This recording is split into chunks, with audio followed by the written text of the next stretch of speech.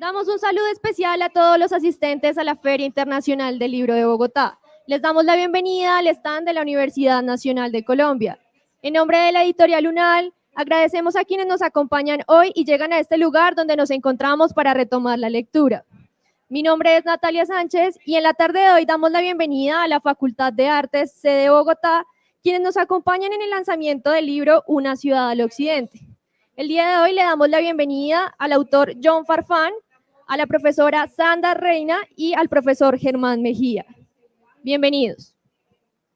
Hola a todos y todas, muy buenas tardes. Yo soy John Farfán, soy el autor de Una ciudad al occidente, ejidos, urbanizaciones y barrios obreros en Bogotá, que es el libro que hoy estamos presentando, y quiero agradecerles a todos y todas por su asistencia a este evento. Yo lastimosamente no me encuentro en Bogotá, estoy en la ciudad de Barcelona, hoy una Barcelona bastante fría y lluviosa.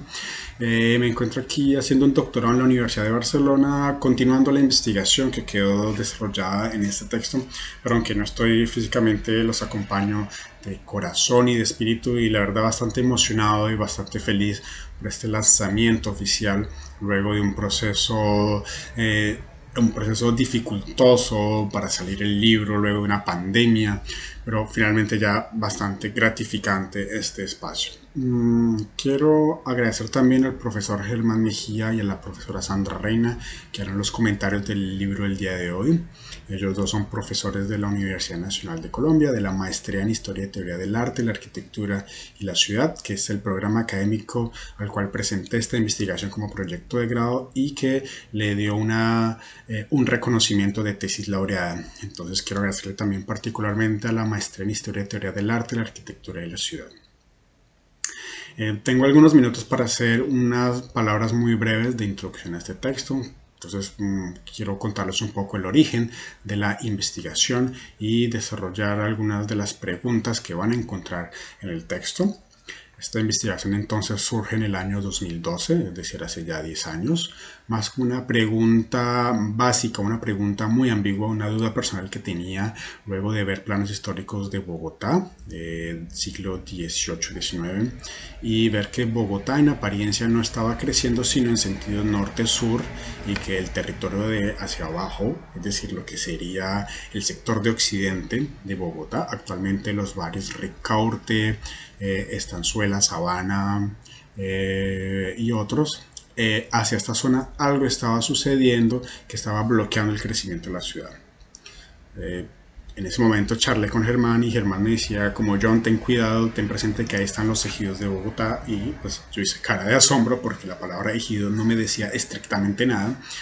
Y entonces la pregunta tan vaga que era se transformó en una pregunta por una palabra, por un concepto, y es ¿qué es un ejido? ¿Qué eran los ejidos? ¿Y qué significaban los ejidos? ¿Qué papel tenían los ejidos? La definición de ejido en el diccionario pues aparece como tierras instituidas por el gobierno español, por la colonia española, para las ciudades indianas, que eran tierras que pertenecían a los ciudadanos, que eran administradas por el cabildo. El cabildo entonces cobraba un canon de arrendamiento por estas tierras para las personas que necesitasen cultivar o pasar ganado, y este ingreso financiaba el cabildo y financiaba la ciudad. Entonces los ejidos eran fundamentales para el desarrollo físico de la ciudad en la colonia, hasta que en el siglo XIX con la República esto entra en una ambigüedad administrativa y finalmente son puestas a la venta de un modo que en la historiografía urbana es bastante ambiguo, no había mucha información, era bastante complejo.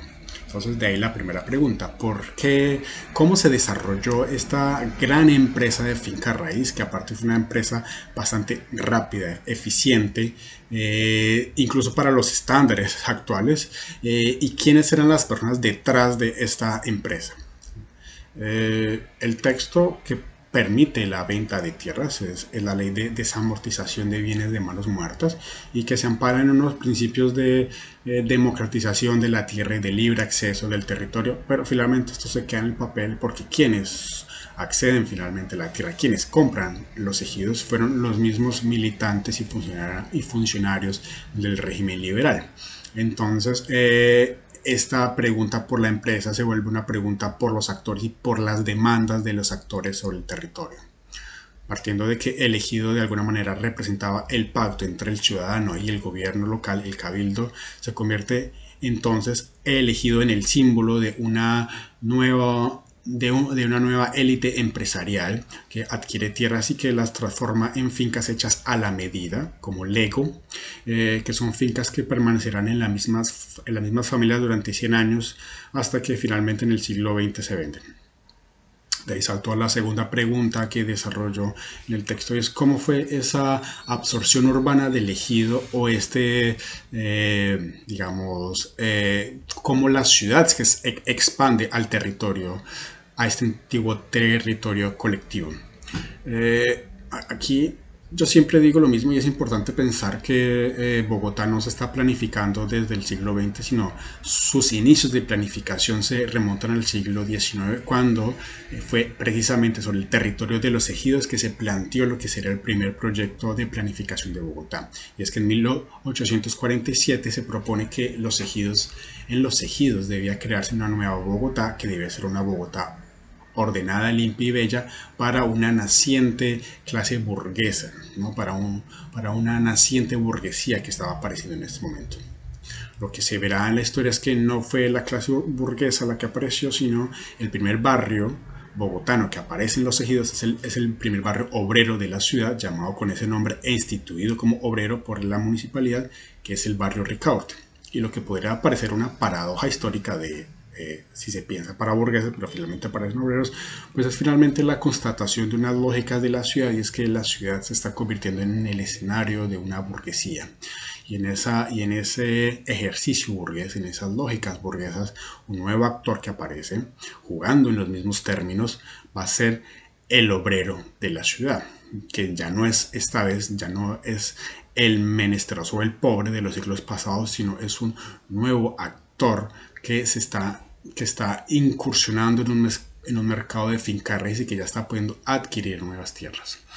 Entonces, finalmente, el texto es la historia de una relación histórica entre una naciente burguesía y una naciente clase obrera alrededor de la tierra y de sus demandas. O sea, más una tierra que antiguamente era de origen colectivo.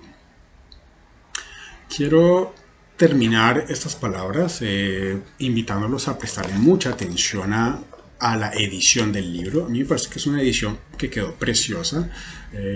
La portada, el diseño interior, me parece que fue un trabajo bastante cuidadoso, y en este punto quiero agradecer al trabajo editorial de la Universidad Nacional y de la Universidad del Rosario. Gracias en particular a la Universidad del Rosario, que aceptó sumarse a esta aventura de hacer una coedición. Entonces, para ellos mis más profundos agradecimientos, y quiero agradecer también a todos ustedes por estar en este evento y esperar que algún día próximamente la suerte nos reúna en un espacio físico para charlar sobre ejidos y charlar sobre ciudad y charlar sobre temas de manera presencial. Siendo esto todo, me despido. Abrazos para todos y de verdad muchas gracias. Bien, ahora damos paso a la profesora Sandra y al profesor Germán.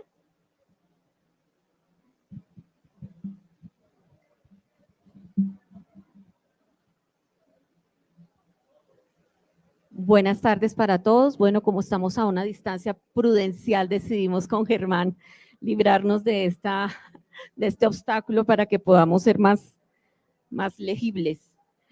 Bueno, pues para mí es un gusto enorme participar en esta presentación del libro La ciudad del occidente, ejidos, urbanizaciones y barrios obreros en Bogotá, del egresado de nuestra maestría en Historia y Teoría del Arte, la Arquitectura y la Ciudad, John Farfán Rodríguez, que obtuvo una calificación de laureado con esta tesis, que como él bien lo adelantó allí, de todas maneras pasó por un trabajo editorial largo, minucioso, muy concienzudo, que no es solamente de forma y no es solamente de diagramación, sino que en realidad hay un cambio entre la tesis y el libro, hay una evolución, digamos, en la forma en la que lo escribe y plantea las ideas más importantes de esta investigación que él realizó durante un buen tiempo en el marco de la maestría.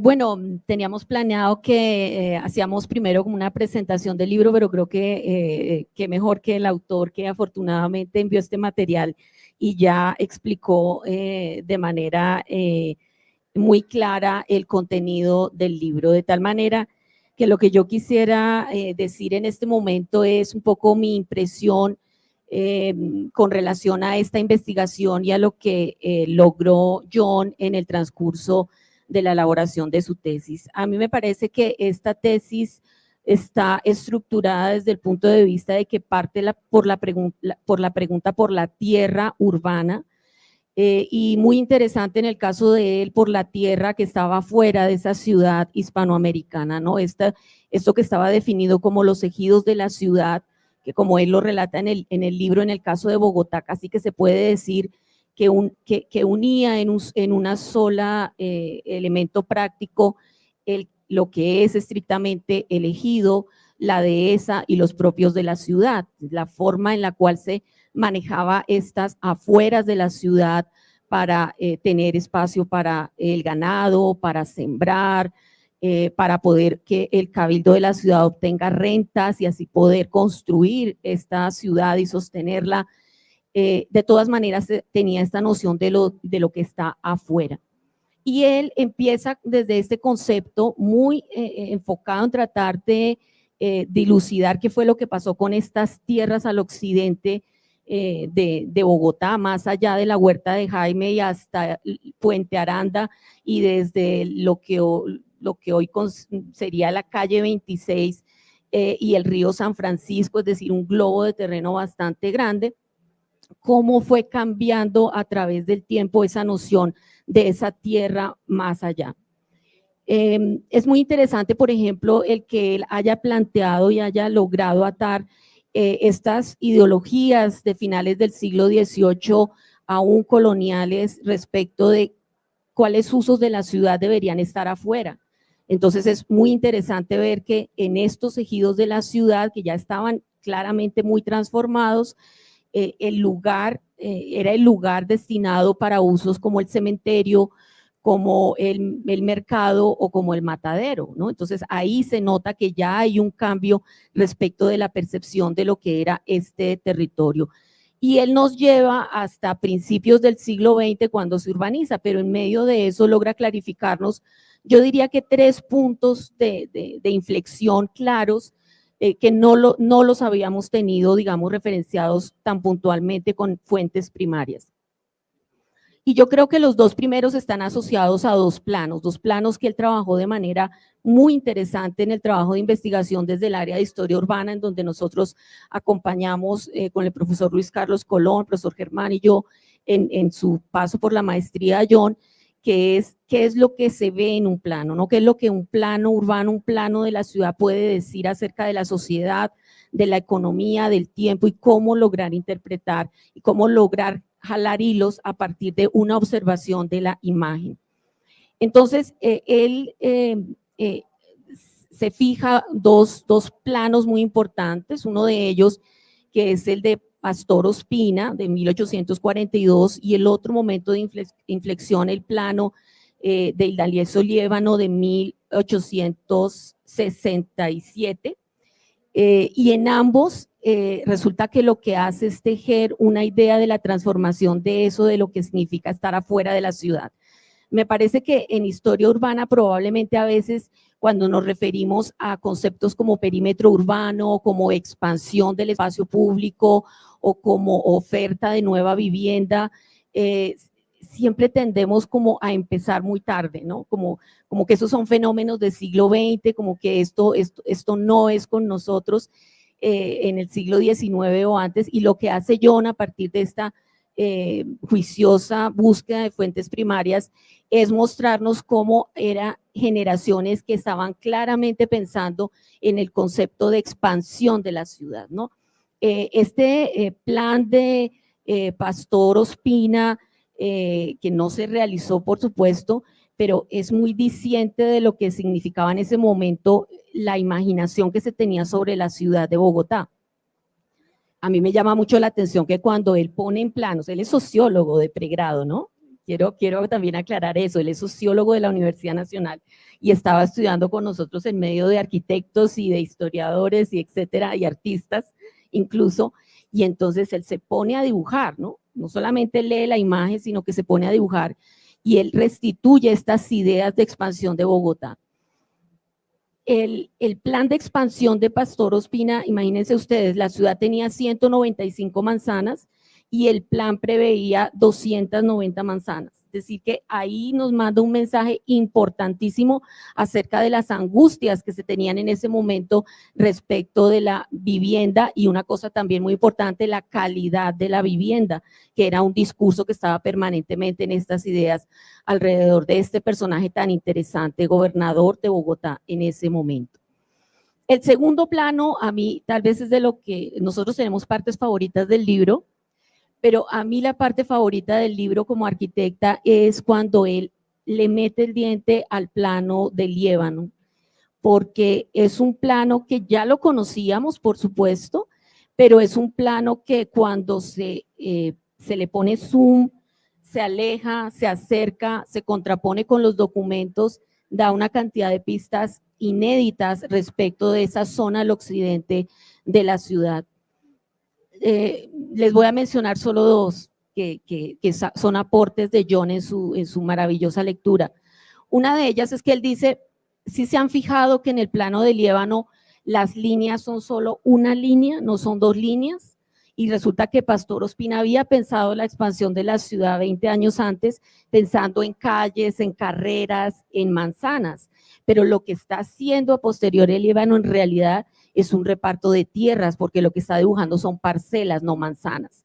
Y eso lo lleva a él más adelante en el libro a tratar de explicar por qué hubo tanto conflicto y tanta tensión para pasar de esa expansión planificada a un plan realmente de compra y venta de lotes, ¿no? ¿Cuál fue esa primera discusión que hay entre el sector público y los privados para hacer esa transición entre, en palabras de John, ¿no? Como él lo ajustó sus conceptos desde un principio, y entonces entiendo allí por qué lo necesitaba, porque es en realidad una transición difícil entre la tenencia de la tierra y la apropiación de la tierra, y eso es un aporte muy grande de esta investigación. Y lo segundo, solo para resaltar dos y darle la palabra a Germán, es que cuando él empieza a darle suma a ese plano, empieza a ver cosas como los pantanos, ¿no? Las rayitas que indican cuál es el sector bueno y cuál no, en dónde se puede construir y dónde no, qué es pantanoso, qué es verde, qué es rocoso, qué afectación tiene con los ríos, porque incluye los ríos, o por ejemplo, cuando empieza a encontrar casas, construcciones. En los documentos ya había vislumbrado que había gente viviendo allí, se supone que ahí no había nadie, y él ya tenía la sospecha y la insinuación de que en realidad había mucha gente allí. Cuando se mete de lleno a ver la imagen, los encuentra, y encuentra las casas, las casuchas, cosas no tan casuchas que estaban allí y que se sumaron a la historia de la explicación que él finalmente logra, que es por qué la tensión tan grande para urbanizar este sector de la ciudad, porque no era solamente una cuestión de ahora el perímetro pasa de aquí a allá, sino que era una cuestión de toda una operación que tiene que ver con una sociedad que tenía muchos intereses allí, no solamente los económicos, no solamente los propietarios de la tierra, no solamente los urbanizadores que querían hacer negocio con ello, sino mucha gente que ya estaba apropiada del territorio y qué pasaba con ellos. Entonces, bueno, eso me pareció que era importante hoy mencionarlo, no son spoilers del libro, porque el libro es mucho más que esto que les he contado, pero yo quería compartirles lo que realmente más me sorprendió y admiré en la lectura de esta tesis de John. Listo, buenas tardes. Continuando con lo que viene exponiendo Sandra, yo quisiera comenzar por algo, y es, ¿por qué les recomiendo que lean el libro?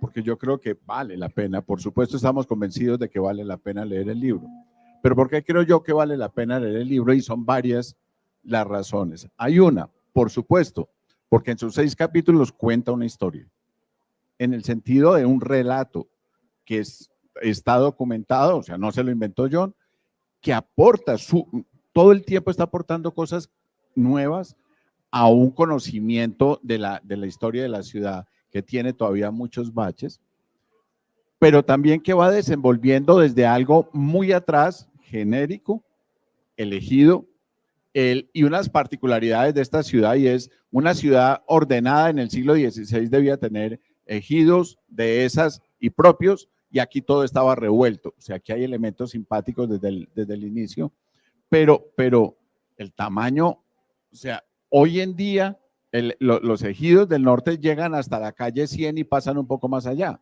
Es que no estamos hablando de un pedacito de tierra, estamos hablando de una zona donde la ciudad cabe como 40 veces, la ciudad del siglo XVI al XIX. Es enorme. Pero eso no era raro, es que eso era lo común. Es particular porque son tardíos, pero la palabra tardío es muy complicada en el siglo XVI. Aparecen en 1570 y pico, pero no es por un olvido, sino porque es una necesidad de que eso está. Y el libro comienza ahí. Como decía yo en hace un momento, comienza con el concepto, con la categoría, porque hay que saber que es un ejido, y un ejido no es una cosa cualquiera. Está en la legislación y él la va a traer desde las 12 partidas o en fin, porque está en la tradición de Occidente. Y porque es un principio básico de cualquier ciudad. Una ciudad sin un territorio sobre el cual señorea no funciona, no existe. Y el ejido es una de las condiciones de existencia de la ciudad, de esta ciudad, en el tiempo. Va a haber otro nivel, que son los términos de la ciudad, en fin, pero es una estructura de territorios, lo construido, o sea, las calles y sus manzanas, que tiene solares, la tierra inmediatamente cercana, que es la de las huertas, pero es ahí donde empiezan a estar también las tierras del común, que son los ejidos, y las tierras para los animales, que son las dehesas, y la tierra para que rente el municipio, que son los propios. Y si los tres se dan al tiempo, pues son particularidades. Ahí comienza esta historia y nos la trae hasta el Ricaurte. O sea, esa es la historia que ustedes van a leer en ese libro. Y entonces van a encontrar una cronología que es la de esa historia. No va a contar esto por colonia, independencia, república, no va a contar porque era el presidente, no sé qué, no, es la estructura temporal que se desprende de esa dinámica que tiene una explicación, que es cómo transformo yo algo creado en el siglo XVI en un barrio obrero a comienzos del siglo XX. Es lo que yo les recomiendo que lean porque es hermoso en el libro y está bien desarrollado. Y tiene detalles que son muy importantes. Porque en el desarrollo de esa historia, y es otra razón más, va a empezar a resolver unos problemas que son centrales. Uno, que lo tiene que resolver desde que diseñó esto como tesis, y es bajarse de la nube de que Bogotá solo tiene un comercio de tierra desde el siglo XX. Él lo tiene claro y lo tiene claro desde que estaba planteando el proyecto. La cosa es eso, cómo se dio, cómo funcionó y cómo se documenta. Por supuesto, John ya conocía esto. Cuando él diseña el proyecto ya lo tiene claro, porque uno no puede empezar una...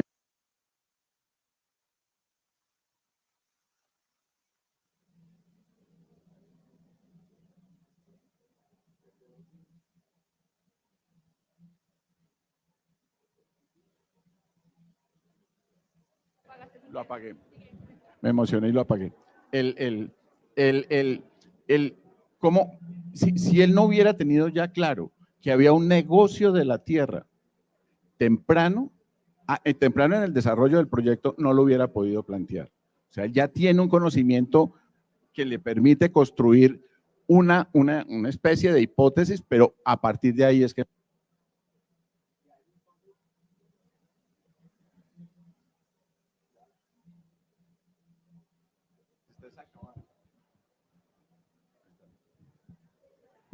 Sonido.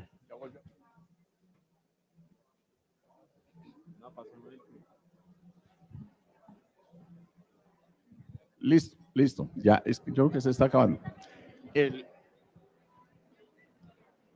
Y es algo que va a ser central en esto, y es en contar esa historia, va a empezar a encontrar, con la documentación por supuesto que tiene que aportar, unas historias que están conectadas con este hilo principal que le aportan a la historia de la ciudad a asuntos que son fundamentales.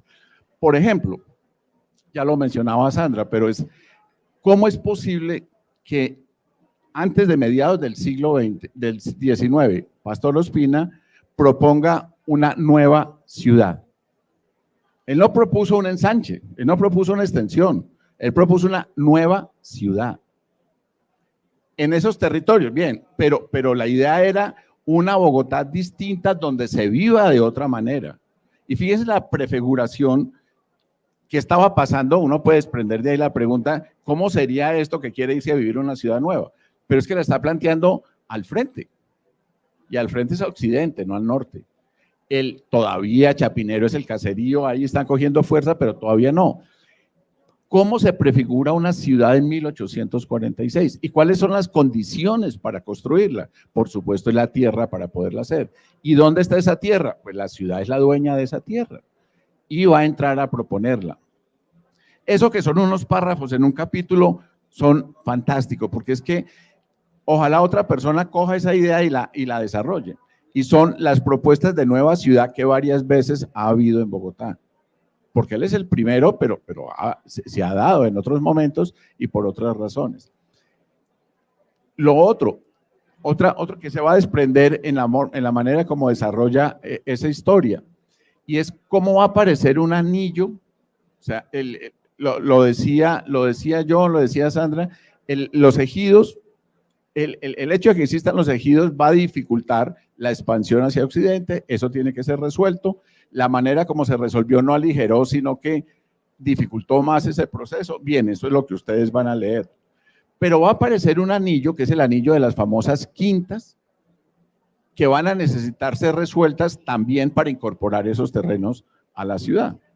Entonces, no solamente es el ejido, es que lo que separaba el ejido de el cuerpo de la ciudad construida es un anillo de quintas, que tienen un régimen de propiedad distinto, por supuesto, al de los ejidos, y que va a tener que presionar a los dueños de esas quintas que vendan para lotear, o sea, la dinámica termina siendo la misma, pero va a tener que ser resuelto porque ¿cómo comunico la ciudad construida con esa nueva ciudad si yo tengo una estructura de propiedades que no me deja transitar? Eso está resuelto en el libro, o sea, lo que les digo es, léanlo, porque son estas historias la que va a ir contando narrativamente todo el proceso.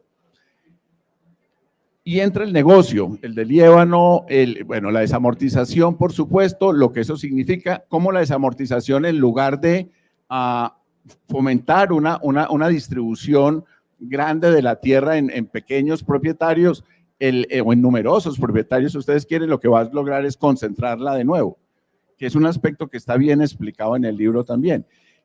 La tierra la tienen pocas, en este caso la tiene la ciudad, la arrendaba, en fin, salen a remate y quienes compran son pocas personas. Luego, una tendencia que era desenglobar y se desengloba, se lotea para poder vender, termina siendo englobada para configurar nuevas grandes propiedades. Y se van a mantener como lotes de engorde hasta el siglo XX. Entonces, se crea una razón distinta para el mismo problema. ¿Cómo construyo yo un barrio? ¿Cómo vendo lotes? Si lo que tengo son estructuras que no están todavía preparadas para eso. Que es un aporte también que tiene el libro y que permite entenderlo.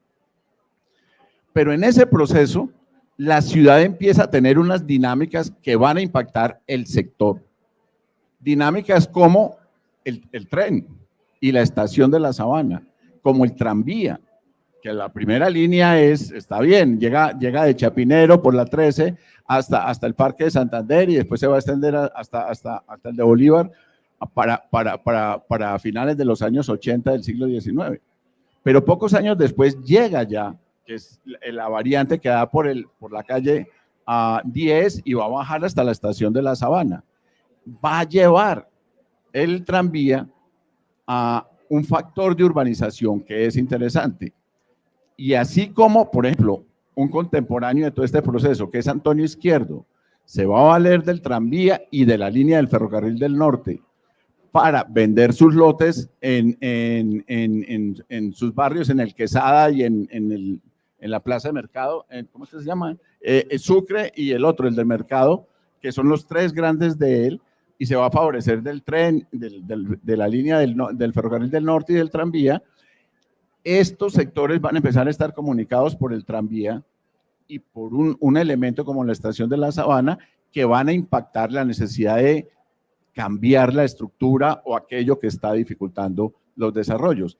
Pero va a aparecer también un lugar como la Plaza de los Mártires, temprano, hacia 1870, y se construye el parque, y la vieja Plaza de Madera se va a transformar a comienzos del siglo XX en la Plaza España, y va a empezar a aparecer San José, o en fin, hay otras dinámicas que van a impactar sobre el sector y que va a hacer que esta zona se convierta en una de las zonas residenciales más importantes de la ciudad en las primeras décadas del siglo XX, y ¿qué impulsa qué?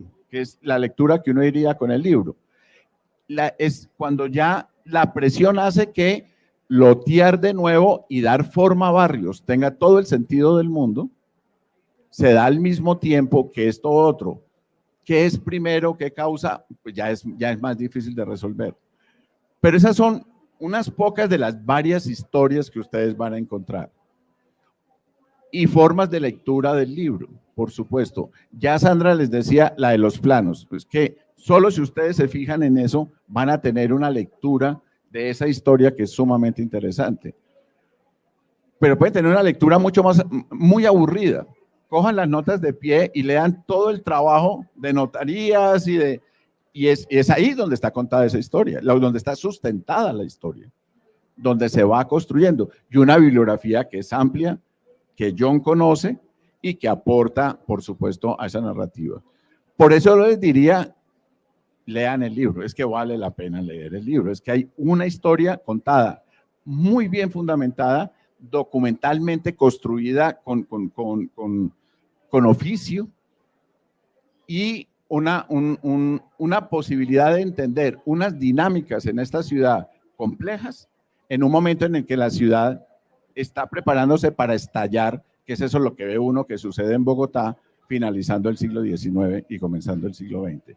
Y nos permite salir de algunos lugares comunes, que esta ciudad es solo lineal, que solo creció hacia Chapinero, que aquí no pasaba nada, que esto era la Atenas suramericana y que la Atenas suramericana. No, ustedes no imaginan todo lo que estaba pasando en Bogotá durante esas décadas.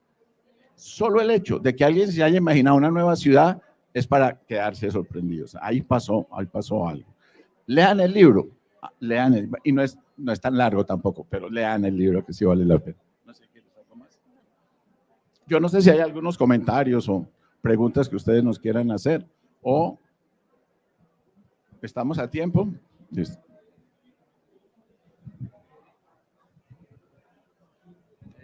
Hola, me interesa bastante pues el tema del crecimiento de la ciudad, pero bueno, digamos en este libro se enfoca más como hacia la parte occidental, pero hacia el sur.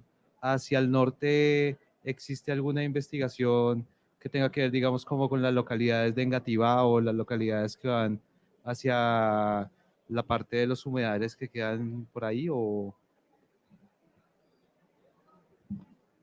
Te presento al autor de quien te podría responder parte de esa pregunta. Enrique, no, es que sí existe ya. Miren, lo que conocemos hoy de la ciudad comparado con lo que sabíamos hace 20 años no es enorme. Hoy tenemos unos niveles de detalle que hemos ganado, y sobre todo la estructura temporal de cómo eso se ha dado.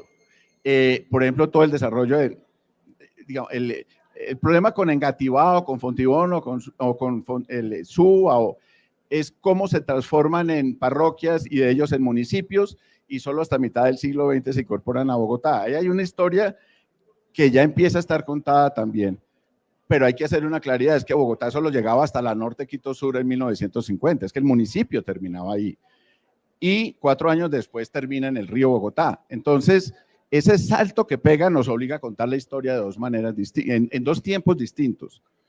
Pero, por lo menos, cómo va llegando hasta el río Salitre, que va a ser el límite de esa primera ciudad, ya empieza a estar contada y ya hay autores con libros, varios de ellos originados en tesis, otros que tienen ya un gran adelanto sobre eso. La respuesta es sí, y ya cada vez es un rompecabezas que cada vez conocemos mejor. ¿Quién se hizo? ¿Quién lo hizo? ¿Cómo se hizo? ¿Y cuándo se hizo? Ya tenemos mejores respuestas, y en eso esta historia contribuye con esa expansión hacia Occidente, pero que está en una dinámica que empieza a estar contada. Hoy conocemos mejor aún un sector que aparentemente diría uno está conocido, que es San Diego. San Diego ya tiene unos trabajos sensacionales. Los sectores precisamente del Quesada o de Marly o del Sucre también. Chapinero empieza a estar bien contado, porque no estaba bien contada esa historia. No, es una iglesita con unas casitas alrededor. No, allá hay un proyecto urbano igual, de venta de lotes o en fin, que es complejo y que ya conocemos mejor. Pero Barrios Unidos, es que Barrios Unidos ya está en los planos de Bogotá de comienzos del siglo XX, el del 23, ya está Barrios Unidos. O sea, es que la 45 es de las zonas, con Caracas es de las partes más viejas de Bogotá en el siglo XX. Y no es que eso esté, es que eso se da, no es que comenzamos en la 26 y nos empezamos a ampliar en orden hacia el norte, hacia el occidente, es que esto pegó saltos. Y eso hay que contarlo de esa manera. Yo quería aprovechar para decir que por eso es importante este tipo de espacios, apoyar las editoriales que publican investigaciones realizadas en las universidades. La maestría en Historia y Teoría del Arte, la Arquitectura y la Ciudad tiene 180 egresados, es la maestría más antigua en Historia del Arte del país. De esos 180 egresados, más de 40 tesis tienen que ver con ciudad. La tesis de John, que obtuvo laureado, pudo ser publicada relativamente rápido, pero tenemos en fila una cantidad de investigaciones sobre sectores de la ciudad. Estas preguntas que usted se está haciendo nos las hacemos todo el tiempo y sabemos que las investigaciones están, pero se necesita el apoyo para publicar, para que un editor acompañe a estos magíster y conviertan sus tesis en libro y puedan ser publicadas con esta calidad, porque eso también es parte importante de la historia, ¿no? Que no es publicar por publicar, sino que tiene que claramente tener la calidad y todos los recursos de planimetría, de colores, para que realmente pueda ocupar el lugar que se merece este tipo de tesis. Yo me refiero a la maestría porque ahí es donde estoy, pero no es la única, sino que si ustedes recorren este pabellón, se van a dar cuenta que algunas de estas investigaciones sobre Bogotá se realizaron hace 4, 5, 6 años y uno se pregunta, pero estas preguntas tienen tanto tiempo, ¿no? Pero están.